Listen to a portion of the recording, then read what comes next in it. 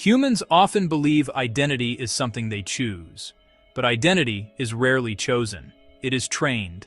The language you speak, the behavior you consider normal, the people you trust, even the jokes you find funny. All of it is shaped long before you become aware of it, by the environment you grow up in. You can see this even within the same country. In the United States, people share the same nationality. Yet someone with a Southern accent, a New York accent, or a California accent is often associated with different attitudes and ways of behaving. In the United Kingdom, the same thing happens. A Liverpool accent, a Manchester accent, or a London accent immediately signals where someone grew up. And when people from working-class environments interact with more polished social circles, many become self-conscious about how they speak.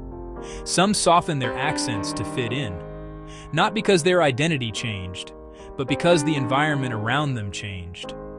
Migration reveals this pattern even more clearly. Many immigrants come from societies that are culturally homogeneous. The people often share the same language, the same religion, the same social norms. In environments like this, identity is rarely questioned. Children grow up surrounded by people who behave the same way their families do. Parents trust the environment around their children. When children go outside to play, they return with the same values they left with. The neighborhood reinforces what the family already teaches. Inside a homogeneous environment, identity feels stable. Even humor develops inside this cultural bubble. People sometimes joke about other races or cultures they see from afar. The jokes can be harsh, but no one present belongs to the group being mocked, so the humor lands without objection. As long as the environment stays the same, identity feels secure. Large cities create a different environment. In capital cities, people from many regions of the same country come together. Different tribes, different languages, different communities. But they still share the same country. Often they share a national language as well. People may speak their mother tongue at home, but in the city they switch to a common language everyone understands.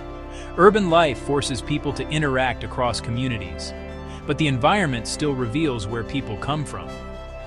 Newcomers from rural or homogeneous regions are easy to recognize.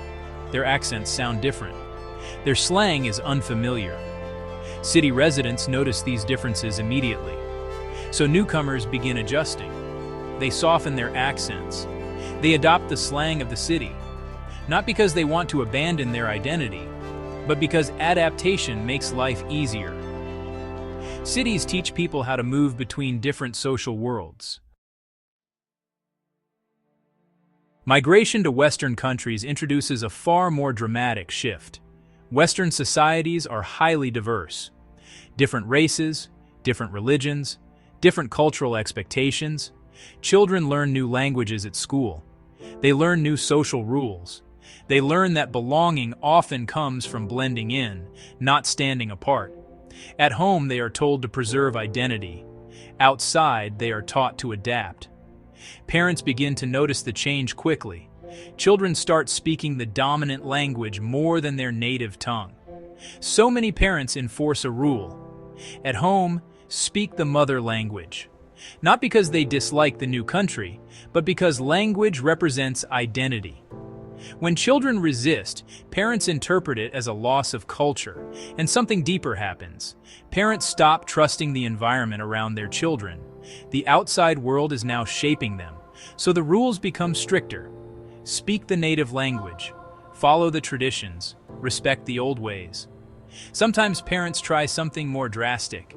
They take their children back to the homeland, hoping the original environment will restore the culture they fear is disappearing.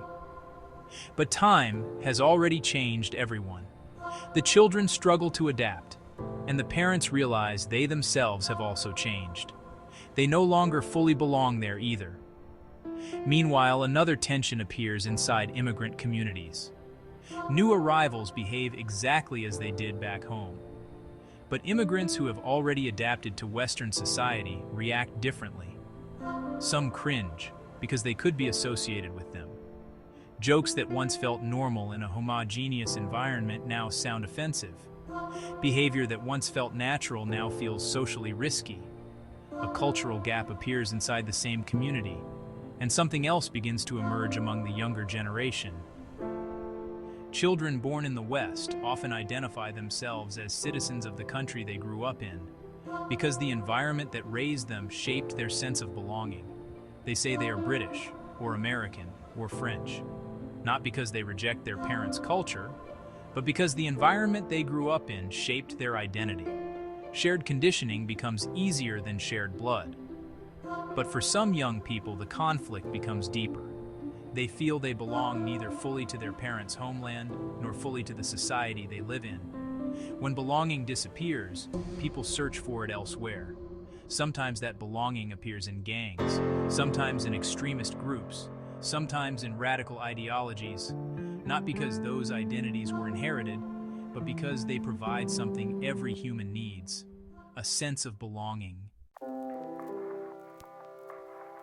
Environment shapes more than identity.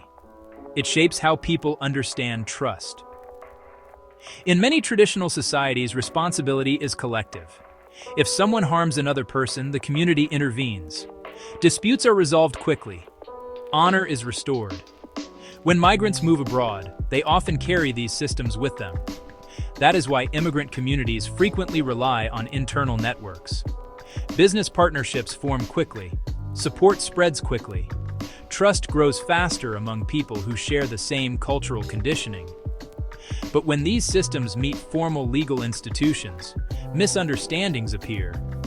Agreements based on honor collide with contracts and bureaucracy. The pace of resolution slows. Frustration grows. Not because either system is wrong, but because each was designed for a different environment. Human behavior is deeply shaped by environment.